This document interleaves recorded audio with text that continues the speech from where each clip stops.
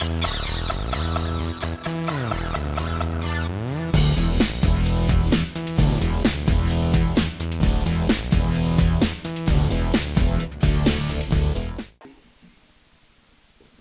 was definitely a journalist, and I think that's where his most powerful stuff comes from. It comes from the wars, it comes from Vietnam, it comes from Israel, it comes from Palestine, and all the wars that he shot after that. Obviously, he kept going back to it, but at the same time, he was a photographer. And one of the interesting things about interviewing the photographers we met here is we met a bunch of different types. We met journalists, we met celebrity photographers, we met fine art photographers.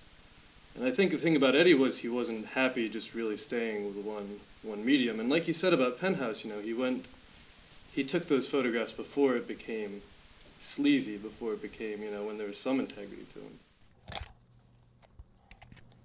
One of the great influences that he had would be Joe Rosenthal.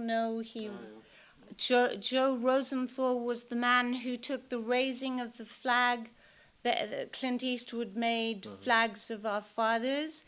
And what was kind of interesting is that, I don't know if you're aware, but the people who wrote our music, that's Clint Eastwood's son, Kyle Eastwood, and his partner.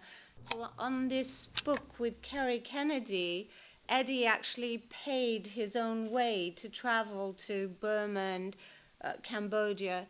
He paid his own way. He got paid nothing. Eddie had gone everywhere, done everything, and it played out in black and white, which I still think is a great medium. It's a famous photograph, you know, and there's been pieces on it before, but they never show the footage in its entirety, really. They usually, you know, they'll show up to the point of the execution, or they'll show the execution, and then they'll cut away to the photograph the moment it happens. But we decided not to do that just because we were doing, rather than doing a documentary essentially about the photographer, we were doing it about the photographer.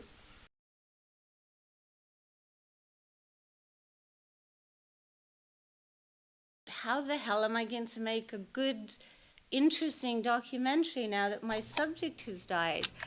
You know, I have to go into all this archival footage, and it's going to be deadly dull and boring. So we started to assemble a story together.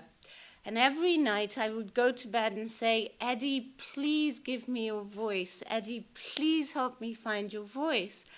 And quite serendipitously, one day I was fumbling around in an old box and I found an unmarked tape. And I thought, oh, this is probably, you know, a useless tape, but let me plug it in my camera just in case. And I found this walking footage of him.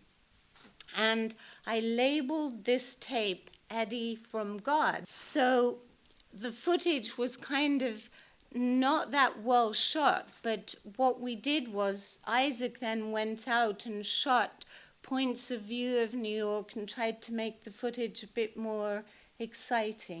You know, it's like anybody. I've always wanted to be the best. I'm not, but I'm still trying.